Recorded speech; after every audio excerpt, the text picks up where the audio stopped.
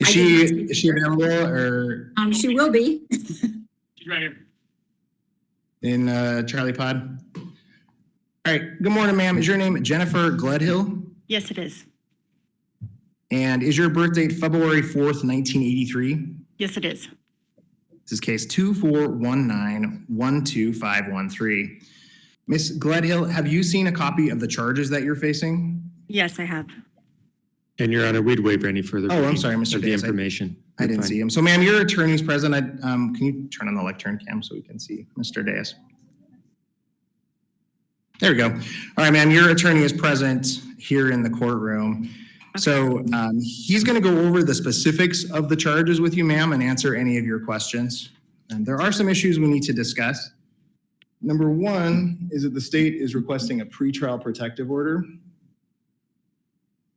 The protected parties, in this case, there are 3 protected parties, ma'am. So I'm going to read their names and then ask if you know 3 of those individuals, ma'am. Yes. And Ms. Argyle, can I ask the state, what's the basis for the protective order? They're not listed, those individuals are not listed as alleged victims.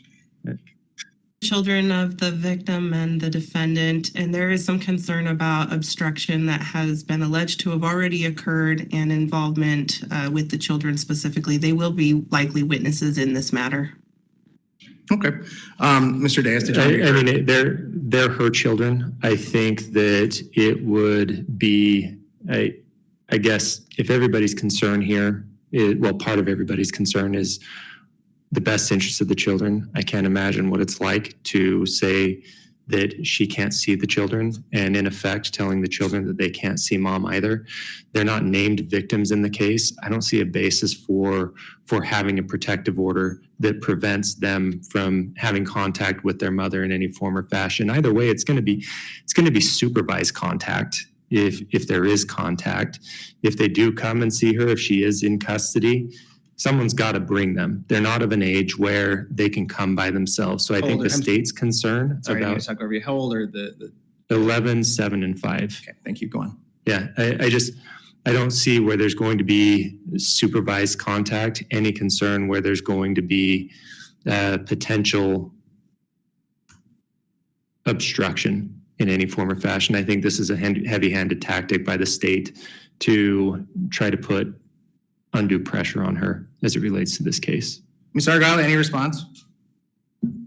Your Honor, unfortunately, absent a mental health professional present during any interactions, a layperson is unlikely to be able to determine whether there's any duress or influence being made. And given the age of the children and the severity of the offense, it is concerning that additional trauma may arise if there is contact at this time. Okay, and I guess my response to that is if we're going to throw out mental health professionals, I don't know how a non-mental health professional can make that evaluation, that assessment the other way, if that makes sense. So I guess my concern, Ms. Argyle, is maybe a little different than Mr. Diaz's, and that's the state submitted a protective order that alleges that the defendant represents a credible threat to the physical safety of the protected person. I don't know that that's what we have here. You've submitted a domestic violence protective, what is essentially a domestic violence protective order. So I guess, can you speak to the authority I have even to enter an order of this type where it's not alleged that they're victims? Well, I would have to pull up the actual order, but if in effect, it doesn't matter. A non-domestic violence protective order can be entered under any violent felony, so the authority would be the same.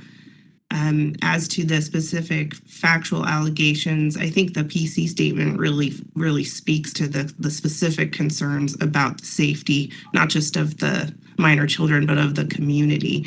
And the obstruction allegations that have been made. So I think the PC statement speaks for itself as to the specific concerns.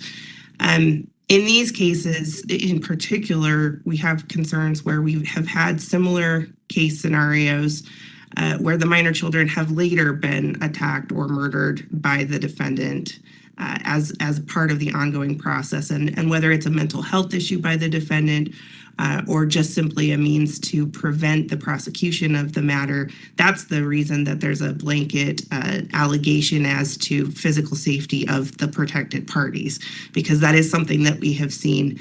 We've seen it, unfortunately, where the party is released from custody and then those minor children become victims themselves later on. So that is the reason why that particular type of protective order is filed.